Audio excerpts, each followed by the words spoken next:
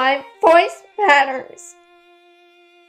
Hi, I'm Charlotte Merrill, and this is our So Let's Be Friends podcast. This is a place where everyone belongs, and every story matters. Together we celebrate our differences, bring awareness to disabilities, and build a more inclusive and supportive world. One conversation at a time, let's open our hearts and listen with kindness. I like when people ask me about my crutches because they can get to know me, and I like having friends, so let's be friends. This life is beautiful, and you are wonderful. Today's episode is incredibly special. I get to sit down not just as a podcast host, but as Charlotte's mom. You've been hearing Charlotte's voice, but today we get to know her more. We get to know her journey, her heart, and the people who have inspired her, like the powerful advocate, Judith Heumann, whose legacy has helped us along our path to find our voice. So let's begin. Charlotte, can you tell us more about yourself in your own words? We would like to know, what are some things you love and enjoy? Well, I'm Charlotte, and I like being with friends and family and being. But what are some things you like? What are you going to college for? What are your favorites? I am going into college for acting, and I want to be on stage. I love acting, and I'm really good at memorizing ever since I could talk. She's great at memorizing, that's for sure.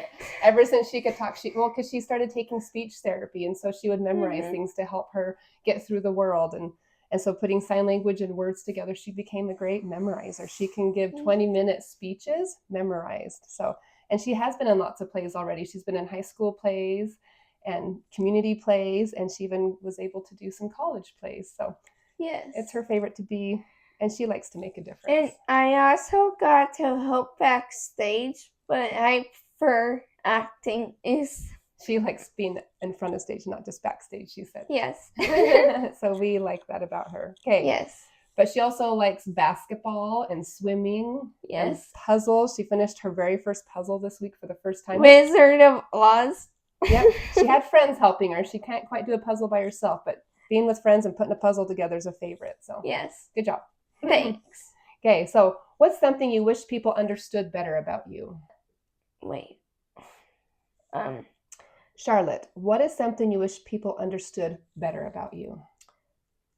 Well, for example, right now, processing, right? Yes. Do you do things a little slower than others? Yeah. She does things a little bit slower. Yes. And that helps other people to understand that she's just going to move slower and think a little bit slower, right? Yeah. But what?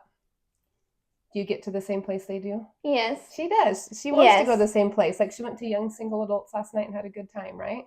Playing pickleball. She played pickleball. Was it hard to play pickleball? Yeah. Were you very good at it? No.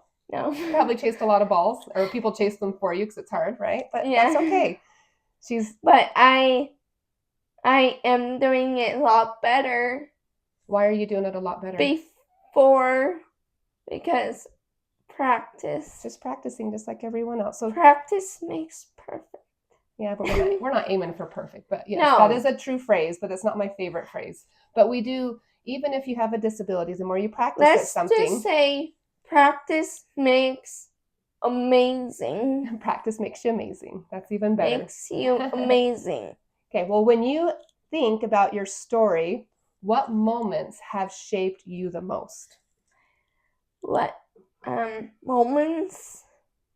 What moments have shaped you the most? Has cerebral palsy helped you to be who you are? Yes.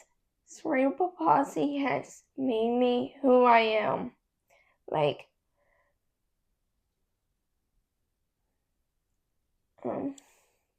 You're so good at this, Charlotte. You're inspiring to all of us. So I remember I shared a story with you guys not that long ago about when I wanted to make a wish, because I was offered 3 wishes, just in a game. And I wanted to wish her disease away. And she told me I wasn't allowed to wish her disease away because her disease made her who she was. And why is that?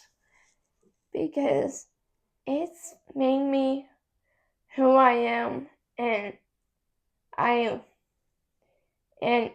don't know where would I be without my disease. That's a good comment. It's a hard comment for some of us to understand, but when we went to go get her CT together today for her foot, because she has her foot in a boot because she broke it, and that's just another thing to add to her life right now, having a disability in a boot, put her back in a wheelchair, and that's been frustrating. But I really liked what someone said there, is that she was telling me some of her trials. She's had some hard trials, but she said, but I take my trials over other people's trials. We're given trials that and I don't want to say that we can handle, because in the beginning we can't handle the trials. I think we get built stronger through the trials, right? Yes. But our trials and our disabilities make us who we are. And I don't know that she would want somebody else's trial or disability. I don't know. That's how I feel. I know having a disability is hard, and it would be better if it just went away. Yeah. But Charlotte, you're tough. Yes. And I know having 3... You made me who I am. I didn't make you who you are. You made you who you are. Well, you helped me. I try to help along the you. way. Yes. And here I am. Yep. And I was given 3 children. Out of my 6 children, 3 of them have a disability.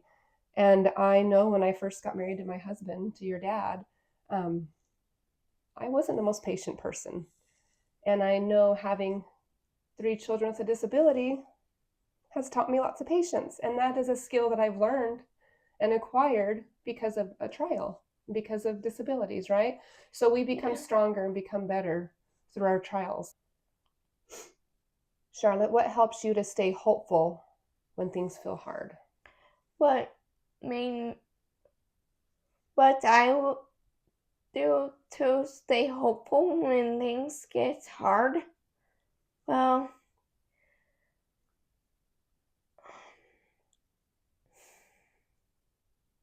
do you pray? Yes, I like praying. I pray a lot. And take a deep breath. Like, just take a moment to myself and just move right along. And nothing's hard for me. Nothing's hard for you. Well, it is hard for me. It's but hard. I go through it. She goes through it. I like that. So when you're, having a hard time, and something that helps you to be hopeful is you pray and take a deep breath. Yeah. And just sometimes go be by yourself. Yes. Yes. What about, do you talk to people? Yes, I talk to people. Like, I talk to my mom when I need someone to talk to. And I think that's important. We shouldn't stay alone or stay by ourselves. We need to find someone to talk to when we're feeling like things are really hard and heavy, right? Yeah. And the people around us can feel hopeful, having friends and people around us. Yeah.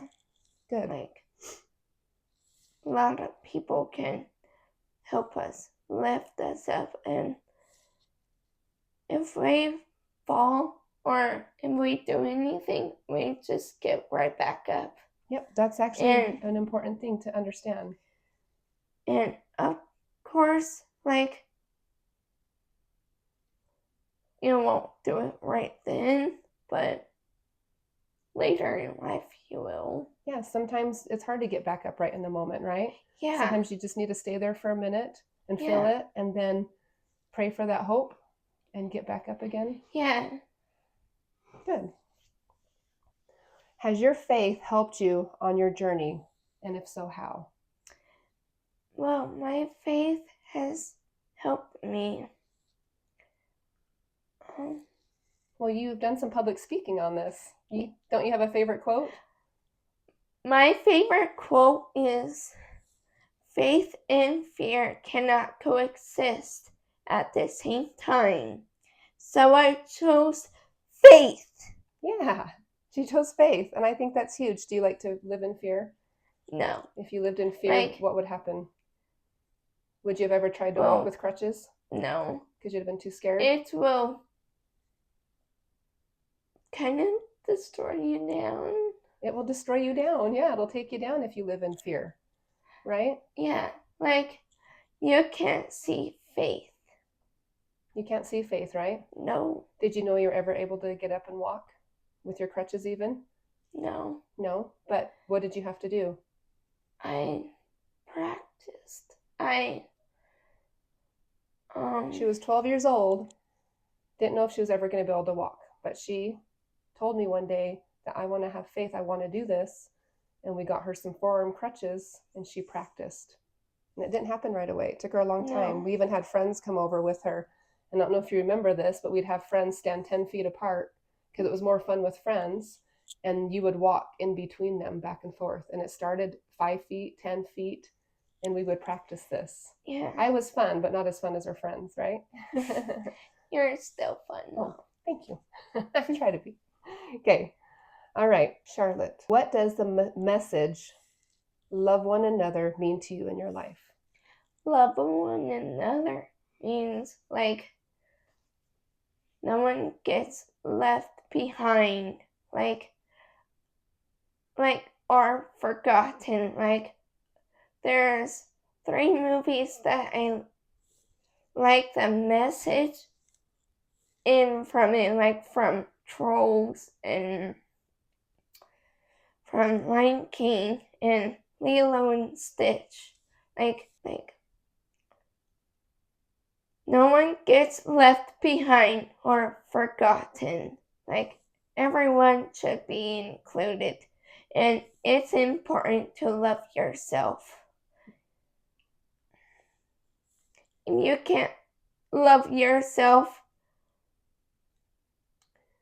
how will you love others? I think that's important. I love that. What wise wisdom. I didn't even start to understand that until I was in my 30s, that I had to love myself. Because if I couldn't love myself, I couldn't love others. That is one of my favorite scriptures, right? That he tells us to love one another as I have loved you. Or how does he say it? Love others. Love others. Like yourself, right? Yeah. And if you can't love yourself, then how are you supposed to love others? Yeah. But it doesn't say only some people. That's the most important part. We love one another. Everybody. Everybody, yes. No one gets left behind. You've become a voice for inclusion and friendship. How did that start for you? Well, for a long time, I prayed for a best friend. I didn't get invited to birthday parties. I didn't feel like I had a voice. Sometimes I felt left out, or not just physically, but emotionally too. But I always believed in kindness, and I believed that friendships can change everything. So it started just trying to be someone who welcomes others and speaks up, and sometimes not right. In junior high, my best friend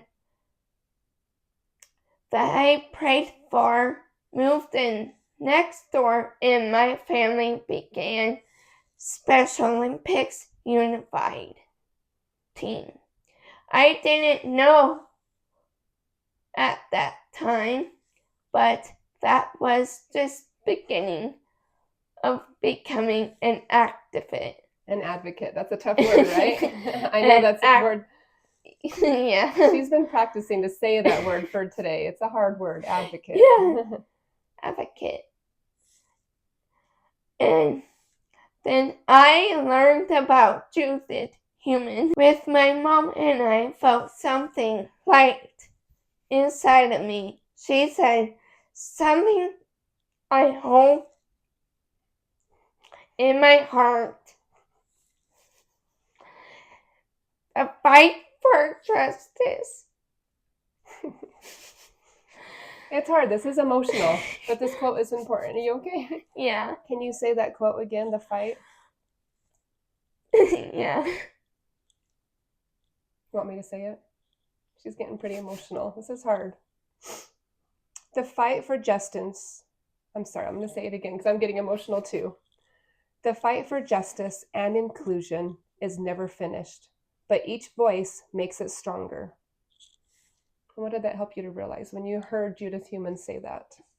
The fight for justice and inclusion is never finished, but each voice makes it stronger. What did that help you? That helped me realize my voice matters, that I matter, and that others like me need to hear that too. So that's why I started speaking up, because I want people to know they belong and as they are. And as they are. Charlotte, thank you. I know that wasn't easy to get through. That's a special quote to her. Well, we've talked about Judith Heumann. Can I say that quote again? Yeah, say that quote again. The fight for justice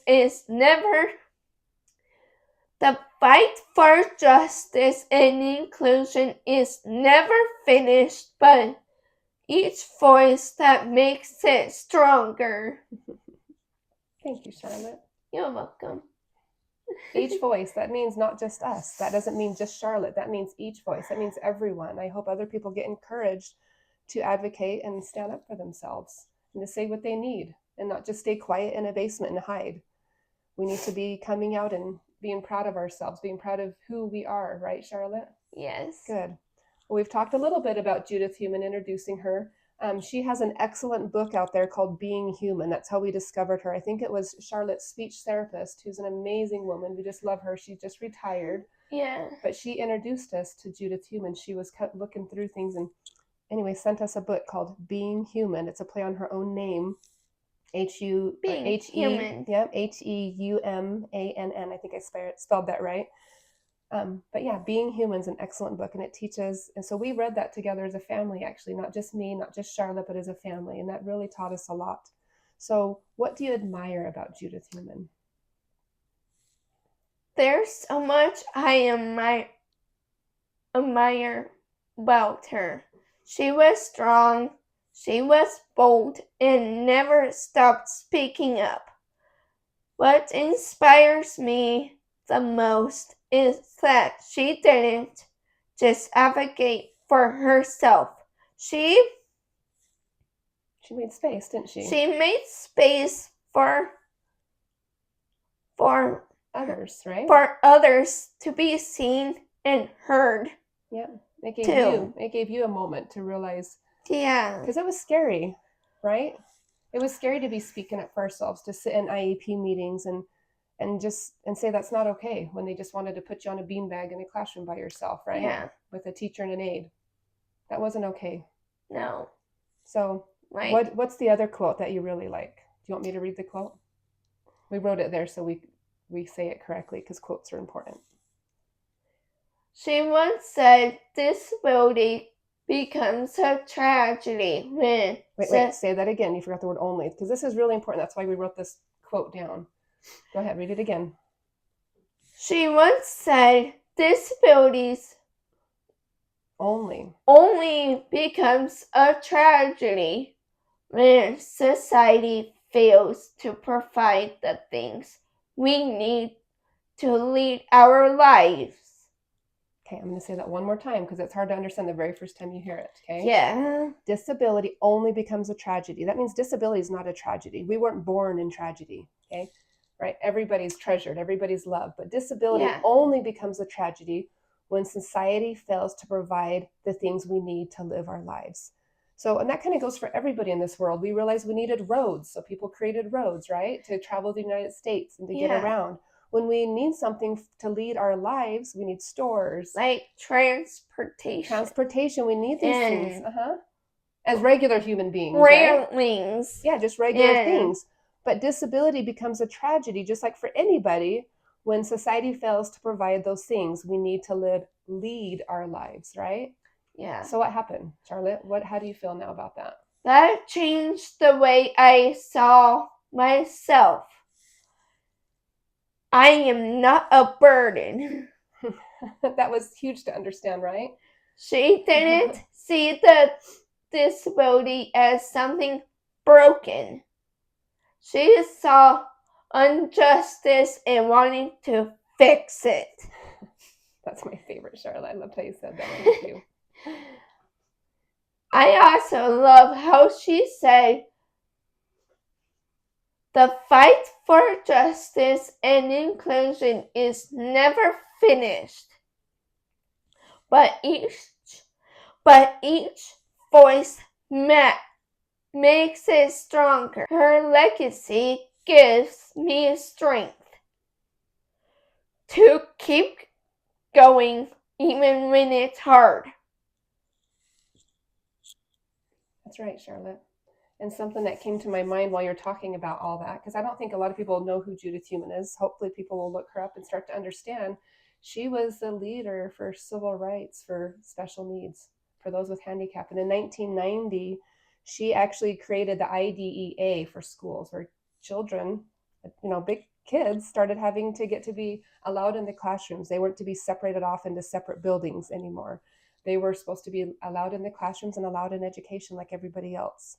That was in 1990. Then a few years later, in the early 90s, this is a part that just gives me chills.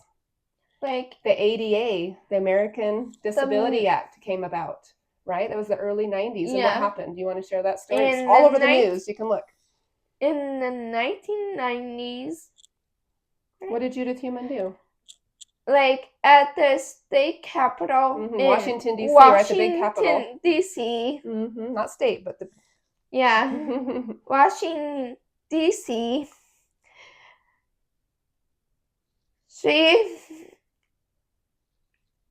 and lots of others, what did they do? She and lots of others, left all their equipment down bottom of... What kind of equipment? People that don't have disabilities don't know what equipment means. Like wheelchairs, like motorized wheelchairs. And what do you get around with? What's your equipment too, besides crutches and walkers and gait trainers, right? Yes. They were all left at the bottom of the stairs at the Capitol in Washington, D.C. And then all of them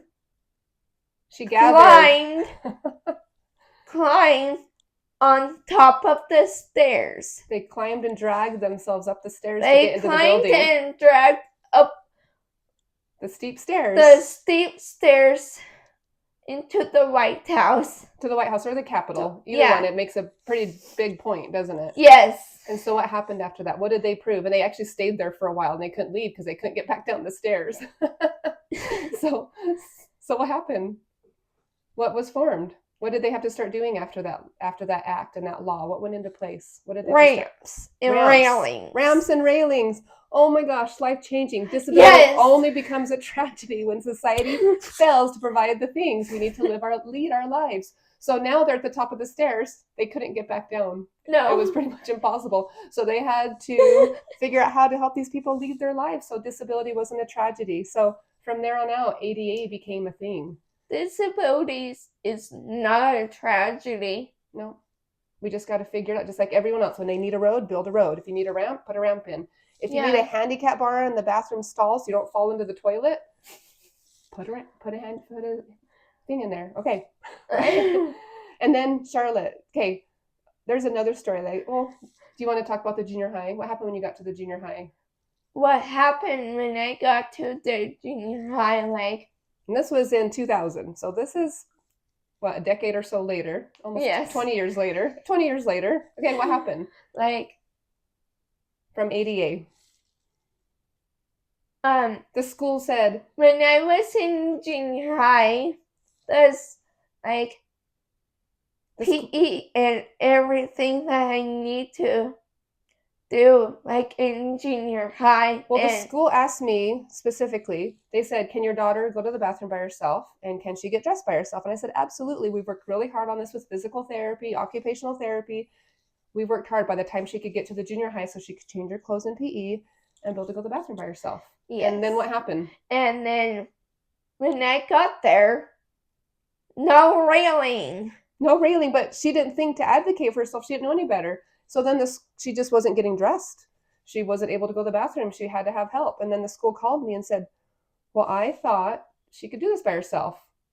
And I'm like, well, she can. And it didn't even dawn on me that the school would not put handicap rails in the bathrooms or in the dressing room. So when I went down there to the school to look with Charlotte, I said, what's going on, Charlotte? We looked in there and she's like, what did you say? There's what? No railing. No railing to hold on to. So she was trying to hold on the toilet paper roll and falling over and And breaking the toilet paper roll. so that became a tragedy. So then and trying to avoid to fall in the toilet. trying to avoid falling in the toilet. So basically that was a tragedy, but the only way we can fix it is advocate.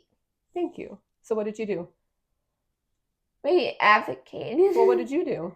I said there's no railings. And can you put railings in here? Yes. And they actually had to do it quickly because that was actually against the law. It was really interesting.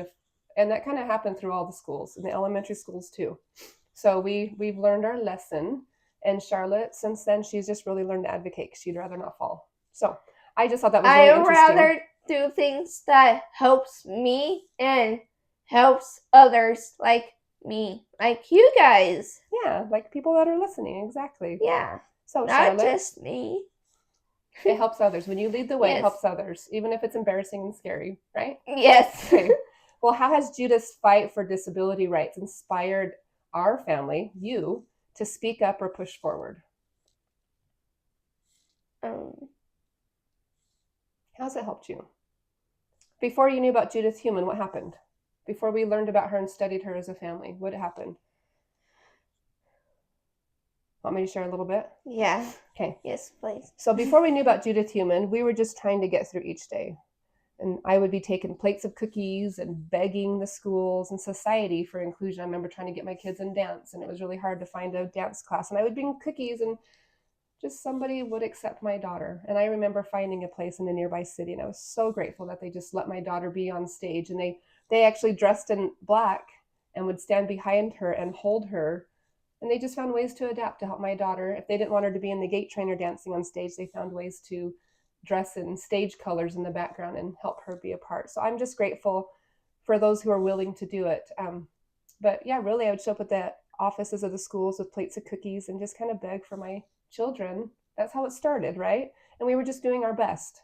Okay. But learning about her gave us a bigger picture. She showed us we're not alone and that we don't have to stay quiet when something is not right, and because we have a disability, we don't get included.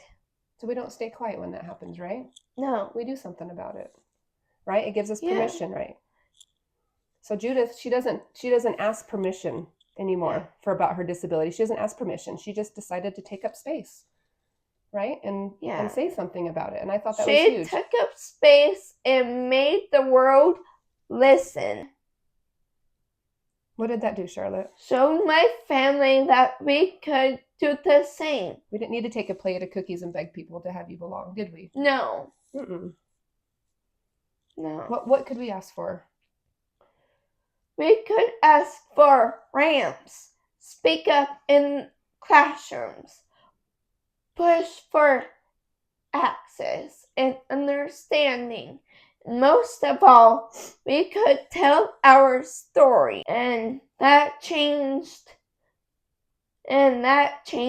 doesn't start big. It starts with a small family, one one kind and one brave step at a time. Yep, Charlotte, you're right. It starts with a family, one kid like you, and one brave step at a time. And you've been that brave step.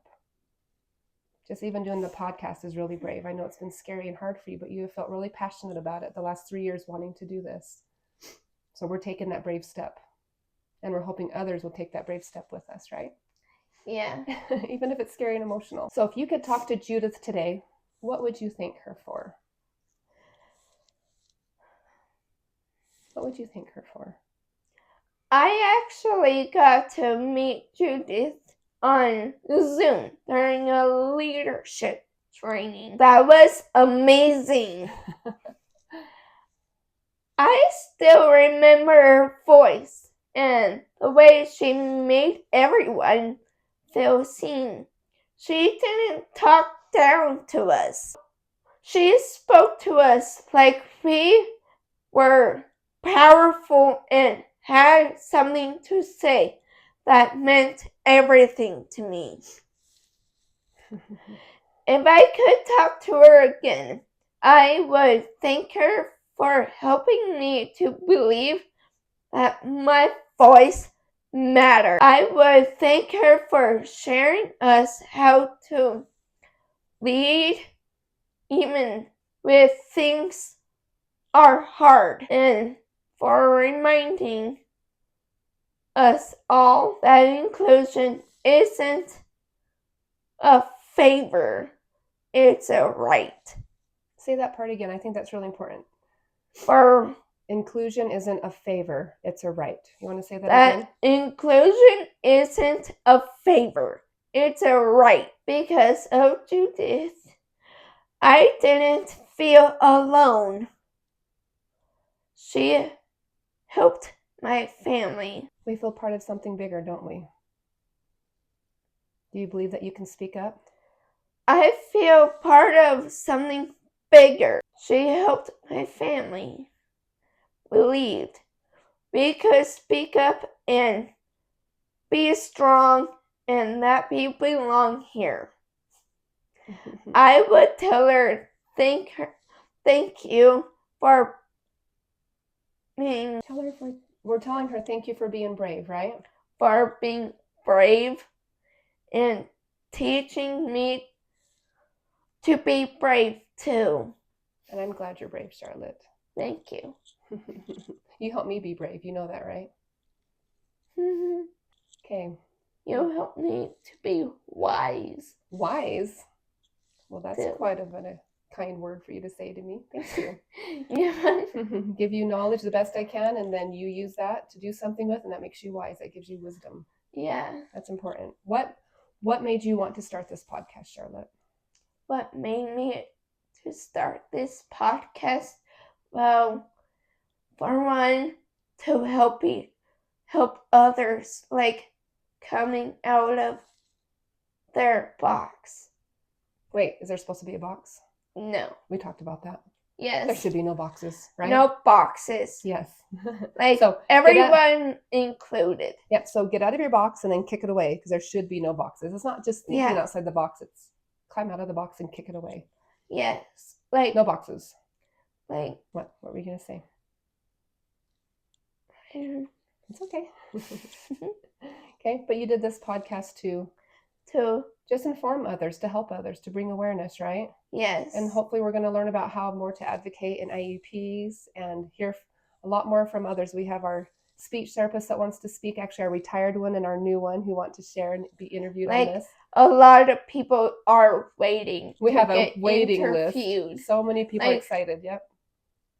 This podcast thing will be never ending. Never ending, right? Never ending. We're doing it every other week. Okay, and in the in-between week, we're interviewing somebody. And then on that next week, it's being loaded up by Spotify and Apple and YouTube. It's been fun to see people be accepting of it and load it into their platforms. Yes. So, and then every so often, Charlotte thought we should, since we can't interview Judith Heumann because she passed away a couple years ago, and that was a sad day in March a couple years ago. We were sad about that, so we decided that instead of only being human, like her book, because that's her words, and I love that, and we encourage people to read it. We're going to have an acting human every so often week. So still her last name, Human, but we're going to do a play on words, and we're going to acting human. So we're going to talk about a way that we can act like Judith Heumann and advocate like she did in her example, right? But we're also going to act human. We all have rights. We deserve things. So we all need to act human together. Yeah. So this week is our Acting Human week in honor of Judith Heumann being human. And we're just going to teach people to advocate, how to stand up in IEPs, all the things. So if you have questions, please contact us. I will put our... I would love to answer your questions if you have one. I really like what she said. She's wise now, and she has lots of wisdom. She's gained lots of knowledge and experience over the years, and she's been hurt and beaten up and cried and gotten back up, like she said. Yeah. Don't be scared and afraid and being nervous to speak up and ask questions. Yes. So reach out, ask questions. I've done the same thing too. So I feel you.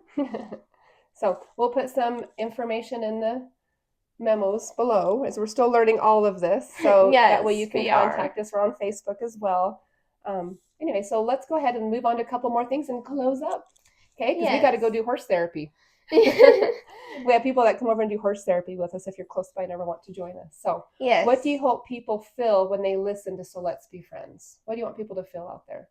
To feel amazing, and also to feel like they belong and they want to keep going, and also don't give up. Don't give up. We love you. We want you to feel loved. We love you. We love all of you. It's important to feel loved. Love one another. Love everybody. Thank you. What does inclusion look like to you? Not just in words, but action. Actions. Want me to share a quick story? Yeah. Something I've learned as a mother of children with disabilities. There was a long time when I just apologized. I would say sorry for being in the way. And a good example was, going grocery shopping or going to the mall. And I remember and there's been lots of situations, but one specific one that really stood out to me. And I know it has nothing to do with this company, but we were at Bath and Body Works, and the aisles were small, and we're trying out the new scents and things like that. And I had 2 wheelchairs because I've tried to have fun. We're trying to have fun, just doing our thing like everybody else. Yep, like others.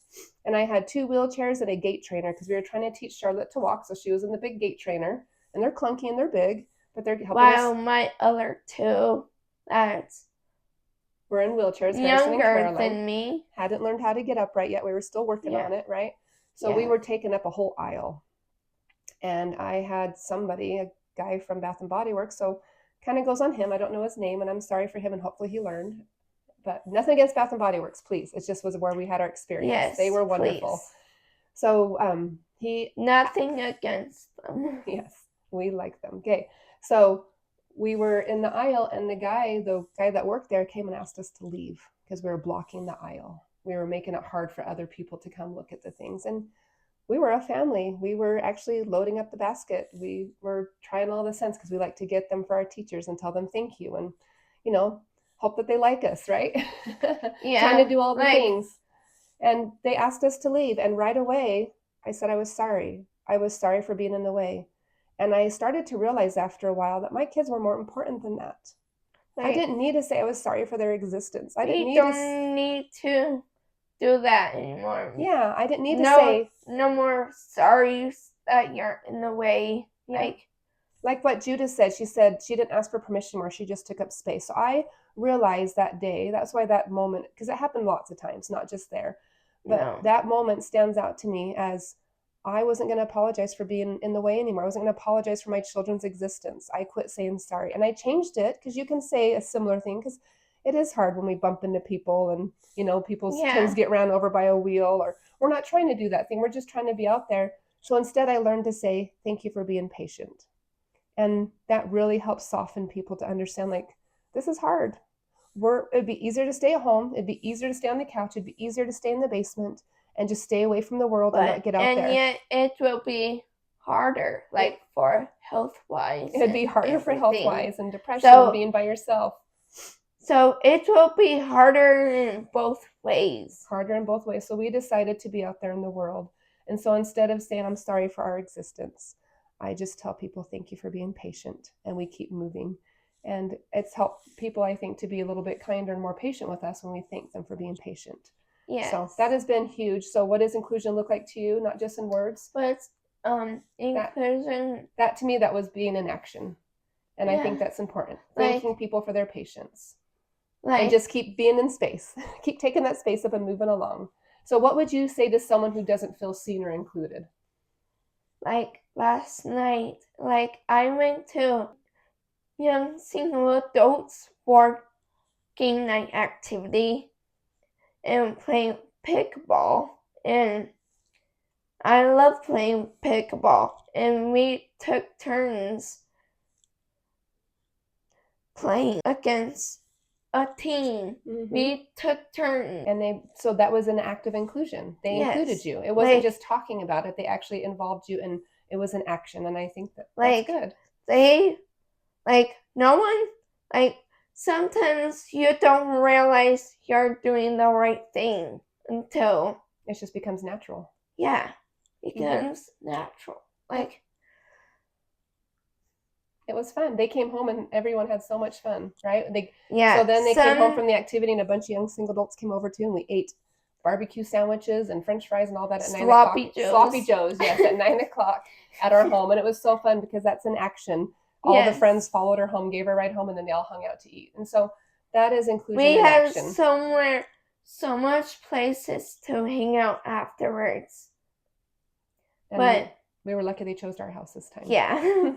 So that's in action. So I don't feel left out. Well, it wasn't just for Charlotte feeling Yeah. left out, because it's become natural, like you said. Nobody has to Yeah. think about it anymore. Once you're in action, inclusion becomes natural. And that's the goal. That's the goal, is to Yeah. erase the gray line. I like that. I really love that. Well, let's get to our last question. Inclusion becomes natural. Inclusion becomes natural. You don't have to think about it. Nope. Perfect. Just do it like last night. Just do it like last night with your friends. Yep.